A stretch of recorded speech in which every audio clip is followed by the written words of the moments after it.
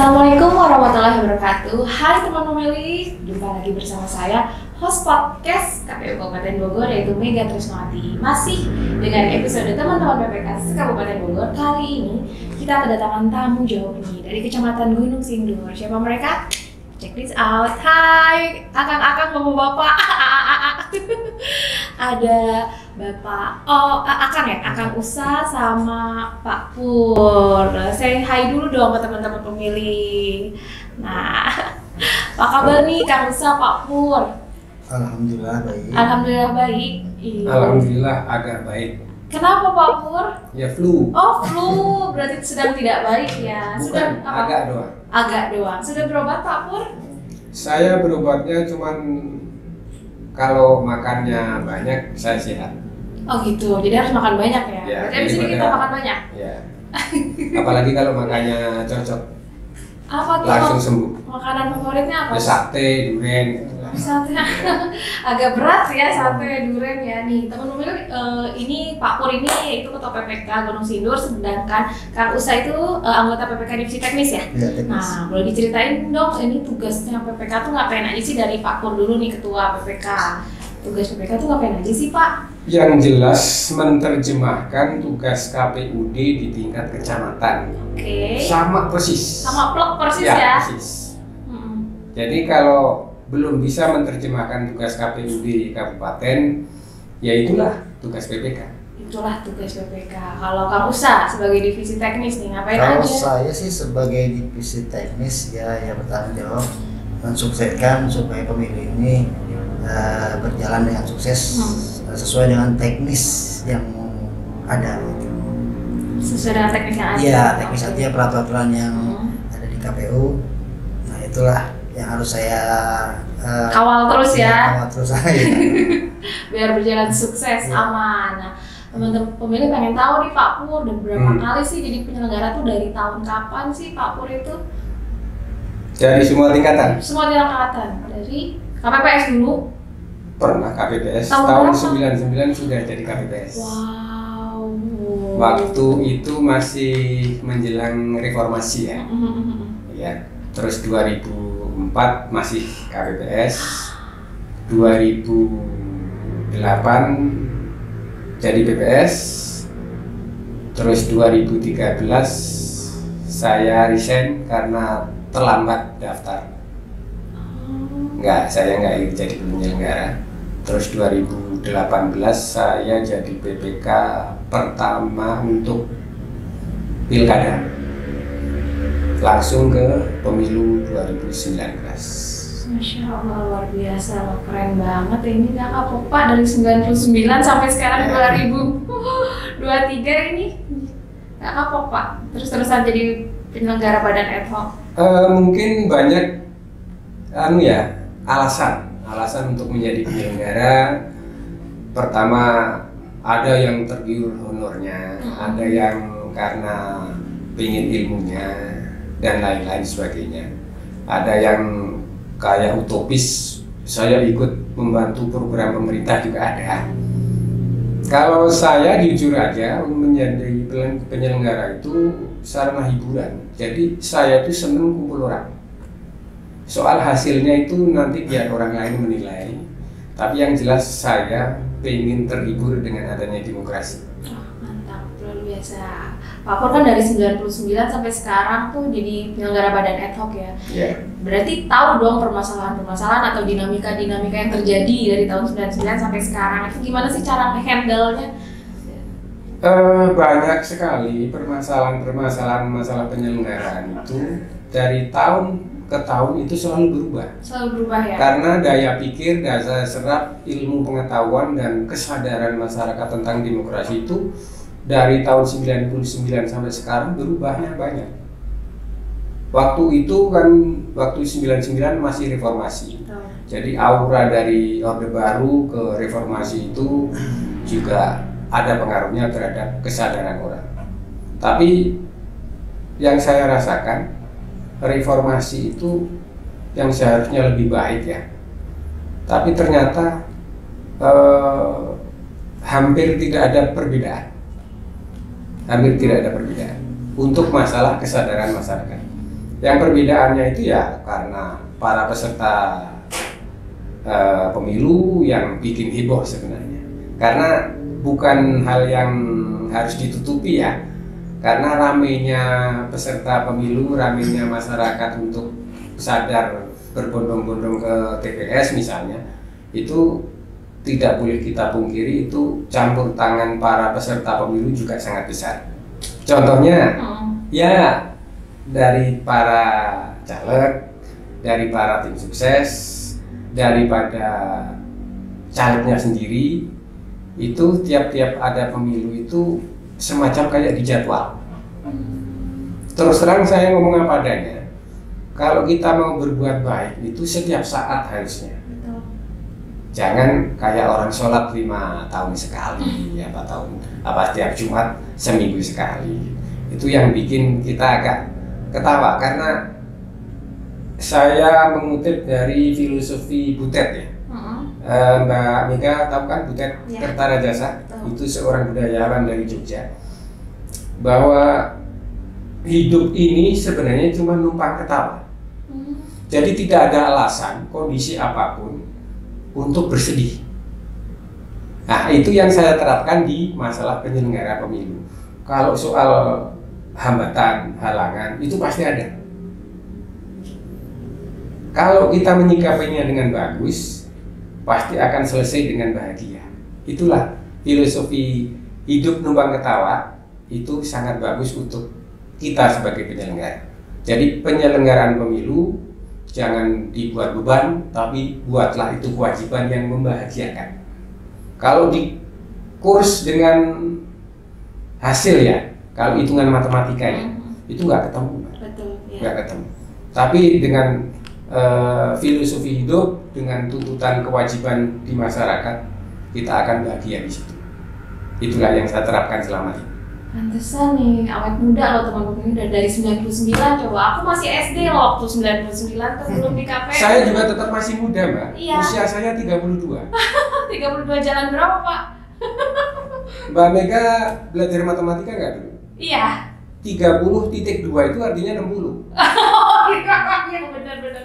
Terus 30.2. Itu namanya 32. Ya, oke siap. Dan itu masih lebih dua sebenarnya. Lebih dua, jadi 62 umur Pak Pur sekarang. Masya Allah luar biasa. Ini apa sih rahasianya? Coba 3 kunci hidup bahagia dan umur panjang tuh apa sih?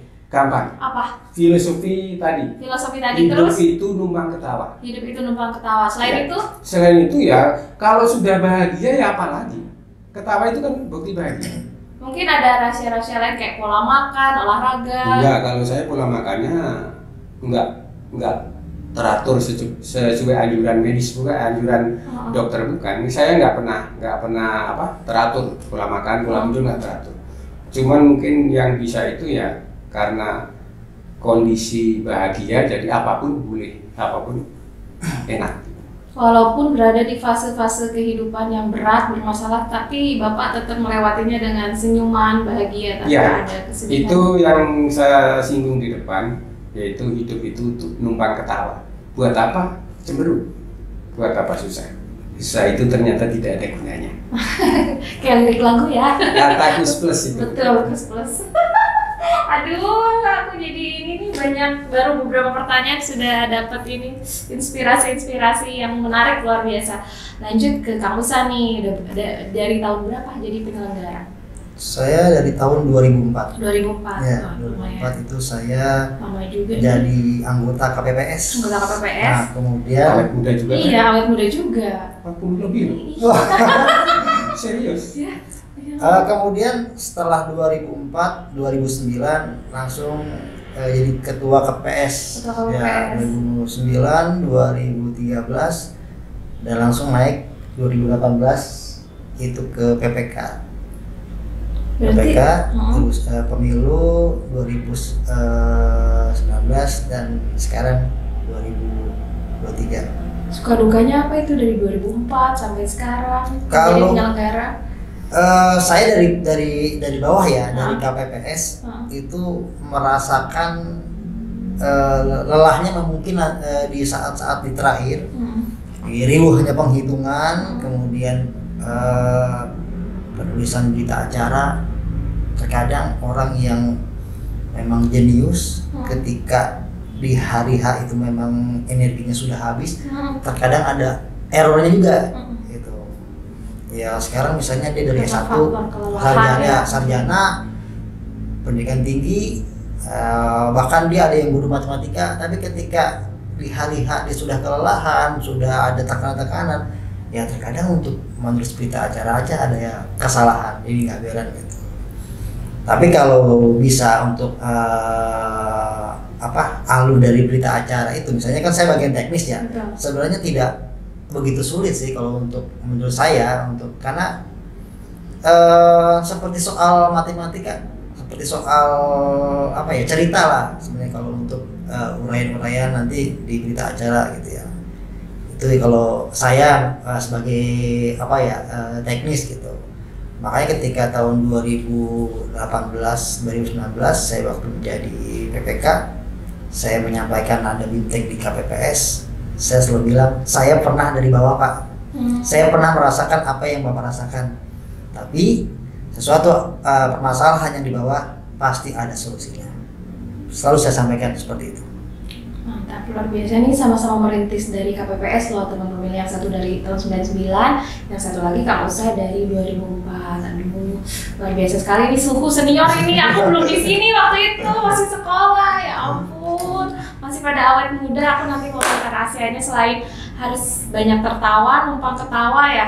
Itu rahasianya ya. Padahal aku sering sedih terus loh Pak, kalau ngadepin masalah tuh kan karena perempuan kali ya lebih sensitif, bawaannya nangis terus. Jadi gimana tuh? Coba balikan. Balikan gimana? Biar bahagia. Oke, lanjut lagi ke pertanyaan selanjutnya nih. Inovasi-inovasi apa aja sih yang sudah dilakukan Kecamatan Gunung Sindur dalam sosialisasi pemilu 2024? Udah ngapain aja nih kegiatan yang sudah dilakukan dalam sosialisasi? Goes to school kah atau kemana? Kalau sosialisasi kan tentunya harus banyak orang. Nah, banyak orang itu kan dari misalnya di pengajian kaum ibu-ibu banyak. Nah, di situ bisa kita menyampaikan sosialisasi.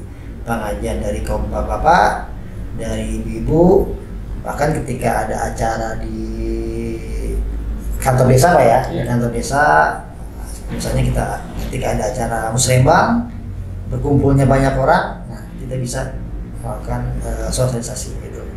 Pak Ketua ini mungkin sudah banyak keliling-keliling nih ke desa nih.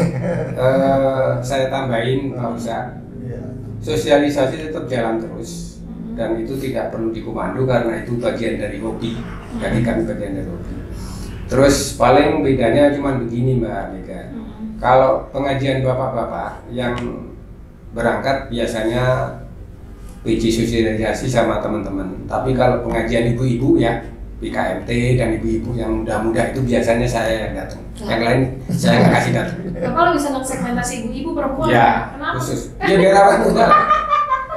Emang begitu. Itu fakta, saya bukan ngomong. Di desa Jampang ada pengajian ibu-ibu. Saya hadir. Dan untuk di pesantren kayak Darun Najah, kayak pesantren di Cibadung ya, itu karena kebanyakan santrinya banyak yang laki-laki ya, bukan saya. Tapi kalau ada pengajian ibu-ibu pasti saya paling duluan hadir. Banyak fansnya dong Pak Pur. Ya, memang benar banyak kan. Dan hambatan-hambatan yang Ibu tanyakan ke Pak Ustadz tadi waktu pleno ya itu banyak. Itu bukan hal-hal yang kecil ya. Bahkan 2019 saya pernah mengalami, ini ya saksinya Pak Ustadz. Setelah rehat pleno malam-malam jam 10:30 malam, hari keempat kalau nggak salah Pak Ustadz, itu saya didatengin sama bapaknya caleg, bukan caleg ya bapaknya. Asli ini fakta. Pak, bisa mindahin suara partai ke suara anak saya nggak? Langsung ditawarin begitu. Dan karena saya itu nggak pernah serius, kelihatannya nggak pernah serius, saya langsung jawab bisa. Gampang gitu Pak. Ya, langsung cium tangan saya dengan iming-iming yang banyak. Setelah dia cium tangan, saya tambahin bisa beda dengan mau Pak. Sampai segitunya. Jadi memang hambatan, gangguan dan godaan di mana-mana itu tetap banyak sekali. Tergantung kita. Kalau kitanya bisa memahami pertanyaannya, memahami kemauannya dan memposisikan diri kita sebagai apa, dan itu dilakukan dengan bahagia, pasti selamat. Karena orang tua kita kan udah ngajarin ilmu yang paling hebat di dunia itu ilmu selamat. Selain itu nggak ada yang paling hebat. Bagaimana caranya selamat? Ikuti aturan. Coba bayangin, menawarkan, Pak, bisa merubah suara partai ke suara anak saya nggak? Spontanitas saya jawab bisa. Cuman beliau kan nggak tahu bisa dengan mau itu kan beda. Contohnya, Pak Usa bisa nyolong nggak? Bisa kan? Bisa. Mau nyolong nggak? Enggak. Nah, di situ aja udah kelihatan. Jadi kecerdasan dari masyarakat ya, para caleg, para peserta pemilu itu belum tentu hebat. Jadi dengan saya jawab bisa, itu seolah-olah saya udah diiyakan. Padahal beda kan dengan mau kan. Itu yang begitu jadi bahan ketawa. Habis itu ketawa kita. Sampai segitunya. Dan itu mungkin juga dialami oleh penyelenggara yang lain, cuman saya yakin jawabannya yang tidak. Selama 5 tahun saya nggak pernah komunikasi, pada rumahnya dekat. Oh, tetangga ya Pak? Ya, bukan tetangga banget sih, agak dekat. Tapi akhirnya ini nggak Pak, menang nggak Pak suaranya Ya enggak lah, orang saya nggak mau mindahin. Kalau saya mindahin menang. Tapi tanpa memindahkan memang suaranya, perolehan suaranya kecil. Nomor urut 2 dari partai. Dan hal-hal yang begitu itu memang sengaja kita nggak bisa ngasih apa-apa sama anak-anak muda ya. Cuman ngasih masalah pelajaran-pelajaran berharga yang begitu. Mudah-mudahan untuk tahun ke depan kan saya udah nggak pantas jadi penyelenggara yang begitu. Bisa lebih baik lagi dari itu. Harapan saya cuma itu. Nggak lebih dari itu. Hebat loh, Bapak serius sudah 62 tahun Pak? Ya, saya lahir 61. Sudah menghadapi berbagai macam fase-fase permasalahan dan sudah tahu bagaimana cara menyikapinya, Saya solusinya. 86 sudah lulus Pak. Lulus apa Pak? Saya belum lahir Pak. 86, udah lulus S1. Udah lulus S1? 8. Sangat menginspirasi sekali. Ya, asli 86 saya lulus S1. Dan saya berani ngambil ijazah tahun 2002, baru bisa ngambil ijazahnya. Kenapa? Ya itu rahasia nanti.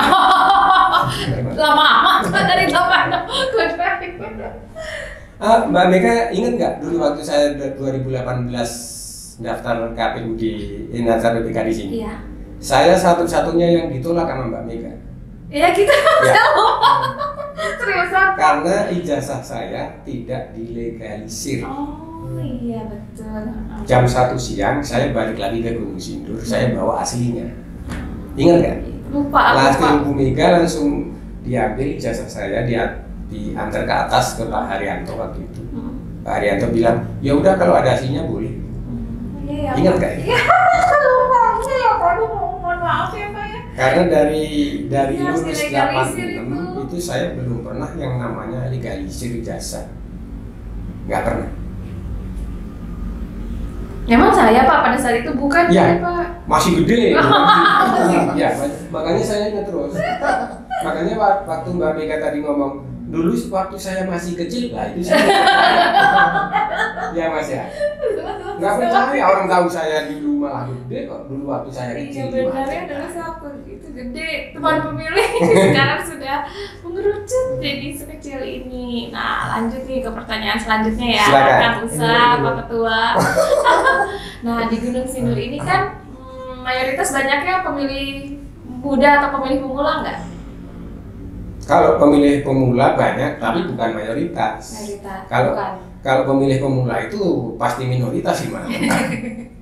Nah, gimana caranya Banyak mengedukasi juga. Ya. masyarakat, terutama pemilih muda atau pemilih pemula, agar mau datang ke TPS dan tidak golput? Gimana sih cara mengedukasi mereka?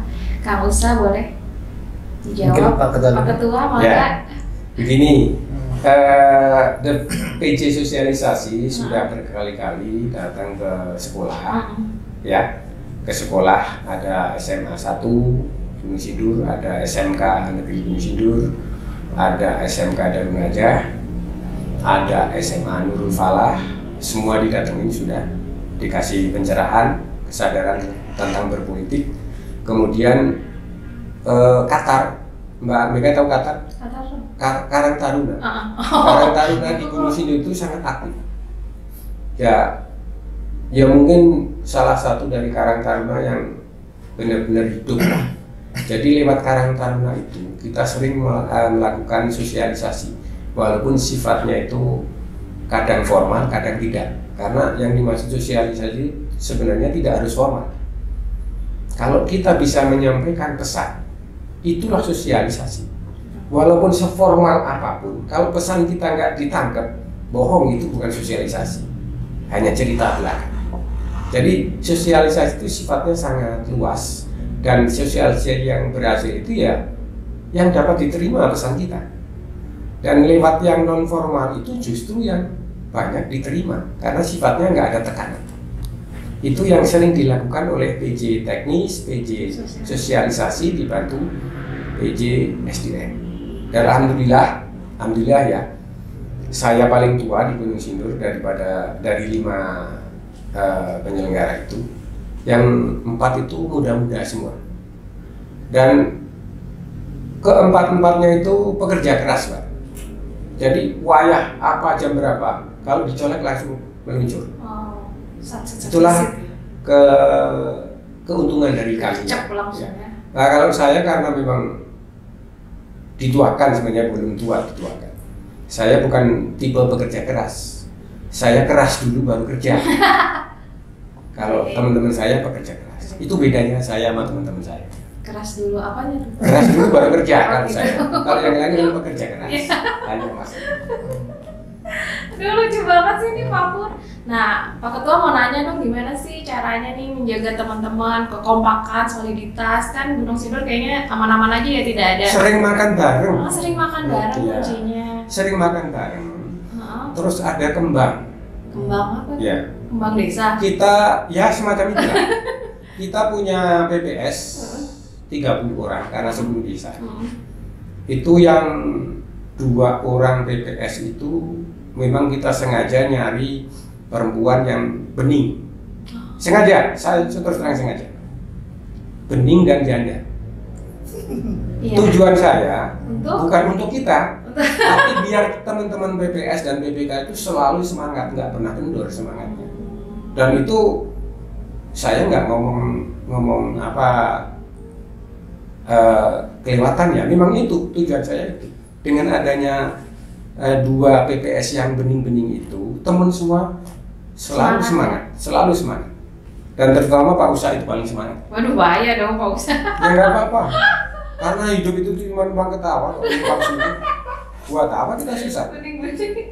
Jadi itu rahasianya ya. Rahasianya. Selain makan bareng juga harus ada kembangnya ya. Oh ya.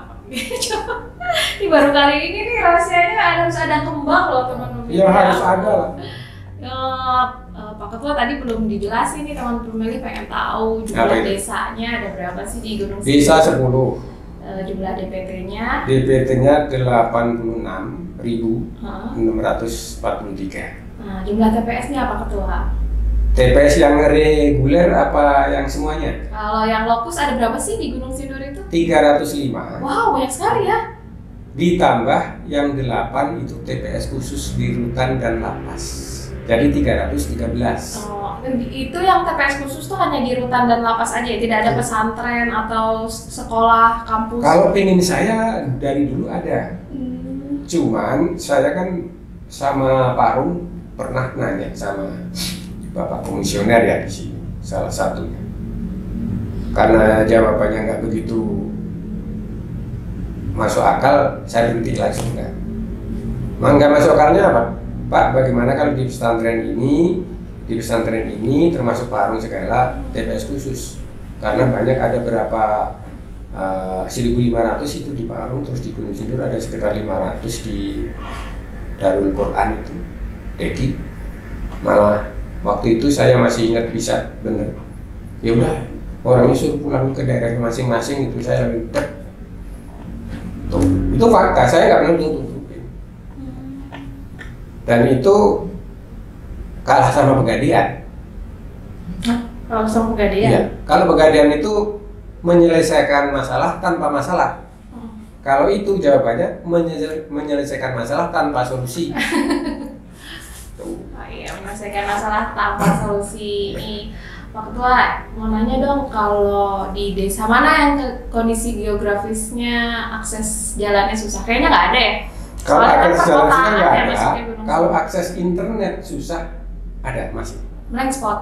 Ya, di desa Jampang itu internet masih kadang-kadang sinyal masih agak susah, makanya kita punya agak, kalau pas lagi rapat nggak usah ya, kalau lagi pas ada pengen ngumpul gitu harus punya kesadaran tingkat dewa. Oh, tingkat dewa ya? Ya, Harus sabar banget itu kalau udah tingkat sabar. dewa tuh. Itu kondisinya. Itu desa Jampang berbatasan dengan apa Pak Ketua? Rumpin. Oh, Rumpin. Jadi perbatasannya Kali Cisedane, Heeh. itu sebelahnya udah Rumpin. Oh, itu sama sekali akses internetnya, sinyal nggak ada. Di sebelah sini yang dekat Gunung Sindur masih ada, tapi sebelah atas sono kadang ada kadang enggak. Itu dari dulu. Kalau dulu sama sekali tahun 2019 sama sekali nggak ada. 2019 Jadi sama kalau sekali. mau kumpul kita parahin. Kalau sekarang kan kita marani begitu kan karena udah banyak HP kan nggak pantas bisa parahan begitu pada di. Tapi kenyataannya memang begitu. Di Jampang itu akses internetnya kadang-kadang mengganggu kita. Oke, terakhir nih harapannya untuk pemilu 2024. Kalau harapan khusus Gunung Sindur ya, Iya. saya nggak ngomongin kecamatan lain, orang kewenangan saya cuma di Gunung Iya. Sindur. Oh, Pak. Kalau ngomongin yang lain ntar malah bablasan. Kalau untuk Gunung Sindur minimal tidak lebih jelek dari penyelenggaraan tahun kemarin. Minimal. Kalau pengennya lebih bagus lagi. Tapi saya yakin dengan komposisi personil PPK yang sekarang ini, saya punya keyakinan tetap lebih bagus dari tahun kemarin. Karena tahun kemarin saya agak punya marah waktu itu ya. Walaupun saya hampir nggak pernah marah, cuman waktu itu pernah agak marah karena ada salah satu anggota PPK kami yang rumahnya buat kampanye salah satu partai. Itu saya waktu itu ada, tapi alhamdulillah sekarang enggak. Pak Pur tuh kalau marah kayak gimana sih? Tadi soalnya marahnya aja agak pakai agak, berarti jarang marah dong. Dia diam. Oh, dia diem. Cuman waktu itu saya temuin, saya bilang begini, lebih baik situ bikin surat mengundurkan diri daripada dibikinin surat sama KPU. Kalau dibikinin surat dari KPU namanya diberhentikan dengan tidak hormat, nggak enak di hati. Tuh, itu yang saya katakan. Lalu apa yang dia? Langsung mundur, langsung. Oh, langsung mundur. Ya, langsung untuk. Dan itu benar-benar terjadi di Gunung Sindur. Dan untuk yang sekarang, saya yakin nggak akan terjadi yang itu.